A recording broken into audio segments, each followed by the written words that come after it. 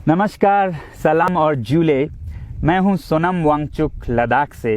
आप में से कुछ लोग हमें जानते होंगे हमारे शिक्षा सुधार के कामों के बारे में, या फिर पर्यावरण के काम में आइस स्तूपा, आर्टिफिशियल ग्लेशियर जैसे कामों के लिए, या फिर आई लिव सिंपली जैसे ग्लोबल मूवमेंट्स जो कि सादा जीवन अपनाकर क्लाइमेट चेंज को रोकने के लिए लोगों को प्रेरित करती है। मगर दोस्तों, आज मैं इन चीज़ों के बारे में नहीं बल्कि आप लोगों को एक बहुत ही ज़रूरी संदेश देने के लिए आया हूं, जो कि चीन और भारत के बीच अभी जो टकराव और तनाव की स्थिति बनी है, इसके बारे में आपकी क्या जिम्मेदारी है।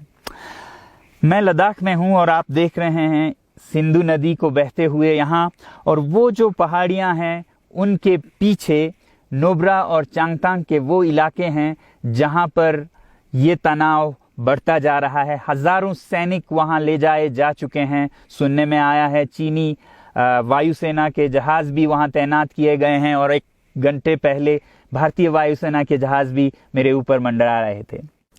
सामान्यतः जब सीमा पर तनाव होता है तो हम आप जैसे नागरिक ये सोचकर सो जाते हैं रात को कि सैनिक इसका जवाब दे देंगे। मगर मैं आज आप लोगों को ये ज़रूरी बात बताना चाहता हूं कि इस बार सिर्फ सैनिक जवाब नहीं, दो तरफा जवाब हो और उसमें नागरिक जवाब भी हो। तो आप जैसे नागरिक दिल्ली, मुंबई और बेंगलोर और अनेक शहरों से क्या कर सकते हैं इसमें, ये समझने के लिए पहले हमें समझनी होगी चीन की ये हरकत और वो ऐसा क्यों कर रहा है।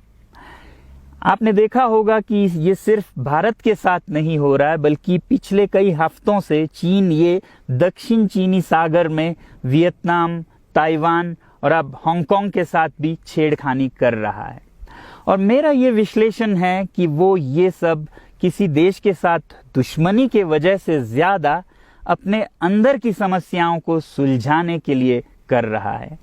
आज चीन को सबसे बड़ा डर है तो अपने जनता से डर है। उनकी 140 करोड़ की आबादी, जो कि एक बंधुआ मजदूर की तरह बिना मानवाधिकारों के चीनी तानाशाह सरकार के लिए काम करते हैं और उसे धनी बनाते हैं। जब वो नाराज हो जाए तो फिर एक क्रांति की सी परिस्थिति बन पड़ती है, और इससे चीन बहुत डरता है।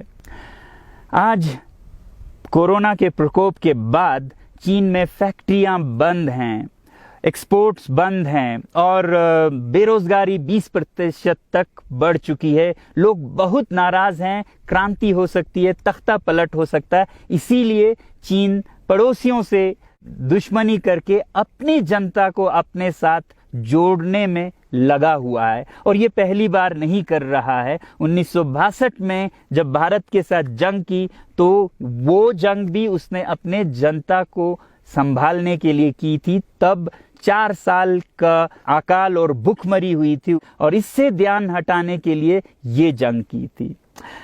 चीन के लिए अपनी जीडीपी और जो खुशहाली है उसे बढ़ाते रहना बहुत ही ज़रूरी है, और जिस दिन जीडीपी घट जाए वहाँ की जनता क्रांति के लिए तैयार है। मैं तो कहता हूँ कि इस बार भारत की बुलेट पावर से भी ज़्यादा वॉलेट पावर काम आएगी, जो नागरिक पैसा खर्चते हैं चीन के सामान को खरीदने में। ज़रा सोचिए, हम आप भारतीय उद्योग को मारकर चीन से मूर्तियों से कपड़ों तक हर साल 5 लाख करोड़ के सामान खरीदते हैं, और फिर यह पैसा आगे जाकर हमारे सीमा पर हथियार और बंदूक बनकर हमारे सैनिकों के मौत का कारण बन सकती हैं। तो इसलिए अगर हमारे देश के 130 करोड़ लोग और 3 करोड़ जो भारतीय बाहर के देशों में हैं, सब मिलकर भारत में और बल्कि दुनिया भर में एक boycott made in China movement या अभियान शुरू करते हैं, तो आज दुनिया भर में चीन के प्रति रोष है। हो सकता है कि सारी दुनिया साथ आए और इतने बड़े स्तर पर चीनी व्यापार का बॉयकॉट हो कि चीन को जिसका सबसे बड़ा डर था वही हो, यानी कि उसकी अर्थव्यवस्था डगमगाए और उसकी जनता रोष में आए, विरोध और तख्ता पलट। और अगर हम ऐसा नहीं करते हैं तो कितनी बदनसीबी की बात होगी भारत के लिए, ज़रा सोचिए। एक तरफ हमारे सेना सीमा पर जंग लड़ रही होगी और दूसरी तरफ हम आप चीनी सामान, मोबाइल से लेके कंप्यूटर्स, कपड़ों से लेके खिलौनों तक को खरीद कर उनकी सेना को पैसा भेज रहे होंगे, चीन की सेना को। ये तो हुई हार्डवेयर की बात। दूसरी तरफ हमारी युवा चीनी सॉफ्टवेयर, एप्स, गेम्स जैसे टिकटॉक, शेयरिट, इन सब में मस्त, उन्हें दूसरी तरफ से करोड़ों करोड़ों का पैसा भेज रहे होंगे। तो इसलिए बहुत ज़रूरी है कि हम एक नागरिक जवाब ज़रूर दें और इसे एक अभियान बनाएं, ग्लोबल मूवमेंट की तरह। ये बॉयकॉट मेड इन चाइना का जो अभियान है वो भारत के लिए भी एक वरदान साबित होगी। जैसा कि हमारे प्रधानमंत्री ने एक विजन हमें दिया था स्वावलंबन का, सेल्फ रिलायंस, वो तब हो सकता है जब हमारे अपने उद्योग फलें फूलें।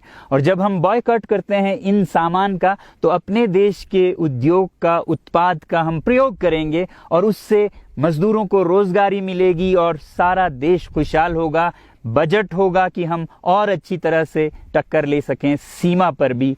तो इसके लिए मैं आप लोगों से अपील करता हूं कि जहां तक ऐप्स और सॉफ्टवेयर की बात है तो हमारे युवाओं को एक हफ्ते में उन्हें अनइंस्टॉल करना चाहिए। Boycott made in China, software in a week and hardware in a year.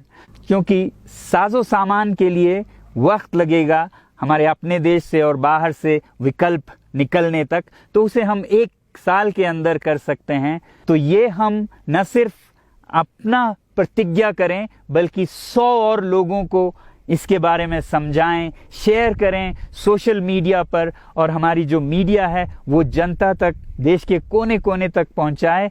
और जैसे ही इसका असर दिखने लगेगा, इंटरनेट से ऐप्स लाखों में, करोड़ों में अनइंस्टॉल होंगे, तो चीन को संदेश साफ जाएगा और यही एक तरीका उसे मेज पर पहुंचा सकती है जहां पर कि बातचीत हो शांति की। तो जाते जाते मैं ये बता दूं कि मैं क्या करने जा रहा हूं। इस फ़ोन पर जो भी चीनी ऐप्स हैं उन्हें तो मैं 1 हफ्ते में हटा रहा हूं, बल्कि ये फ़ोन जो कि चीन में बना है इसे भी मैं 1 हफ्ते में अपनी ज़िंदगी से अलग कर रहा हूं। और 1 साल के अंदर हर वो चीज़ जिस पे मेड इन चाइना लिखा है उसे ज़िंदगी से निकालने जा रहा हूं।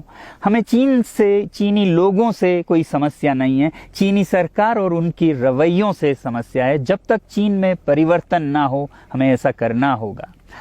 और आप लोगों से मैं अपील करता हूं कि आप अपने शहर में, अपने मोहल्ले में ऐसे इवेंट्स करें जहां लोग प्रतिज्ञाएं करें कि चीनी सामान का बहिष्कार करें जब तक चीन में परिवर्तन ना हो। और मैं सालों से कहता रहा हूं कि 21वीं सदी में देश के लिए जान देने की नहीं बल्कि जिंदगी देने की ज़रूरत है। लद्दाख में बढ़ते हुए ये देश के लिए जान देने का कारोबार बहुत देखा, और जहां एक तरफ मैं सलाम करता हूं उन लोगों के लिए, उन लोगों को जिन्होंने देश के लिए जान दिया, मगर इस 21वीं सदी में मेरा ख्याल है कि देश के लिए जान देने की नहीं, जिंदगी देने की ज़रूरत है।